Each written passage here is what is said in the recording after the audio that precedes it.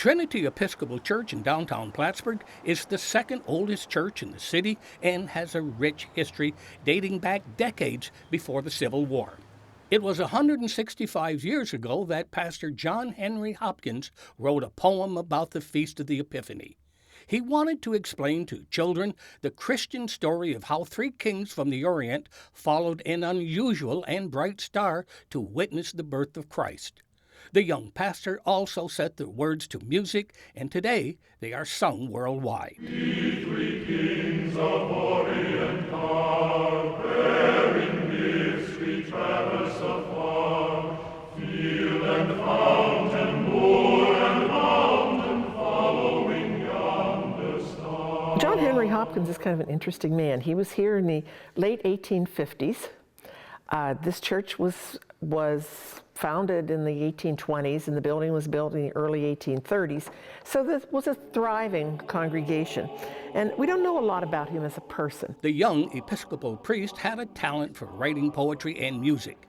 It seemed only natural that his religious training could find its way into his works in 1857 at the Trinity Church. It's one of the few hymns that we have that's actually written about the kings, the Magi and Epiphany.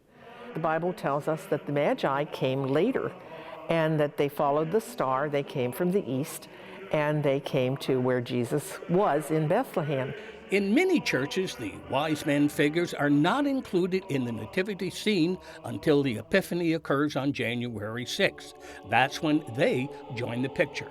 Trinity parishioners are proud that the famous hymn was by a former pastor. We definitely play We Three Kings, and we sing it with gusto because it's kind of our anthem. Despite writing the popular piece of Christmas music we know today, it remained unpopular for a long time. Although modern-day singers like Bing Crosby and Frank Sinatra and others have profited from the young priest's composition, he nor the church did not. No residuals ever came their way. Besides Father Hopkins' keen mind, his hands were also gifted.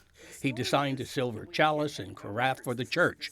The colorful precious stones were donated by parishioners. These esteemed items are still used on special occasions. We occasionally get students from Plattsburgh State doing some sort of project for their courses, and they come to the church and I mention, well, this is where John Henry Hopkins was rector, and he wrote the carol, We Three Kings of Orient Are, and they say, he did? Because some of them have never heard of the hymn even, which is a bit surprising considering how famous it is. Astonishingly, it is only assumed that there were three kings, but no one knows how many there were. Because the wise men brought three gifts, frankincense and myrrh, tradition attributes the gift to who else but three kings? Three gifts, three kings. The real numbers remain a mystery. But as long as Father Hopkins' age-old hymn is sung, it will remain three kings kneeling before the newborn babe at the nativity scene, no matter the date. For Mountain Lake Journal, I'm Jack LaDuke in Plattsburgh.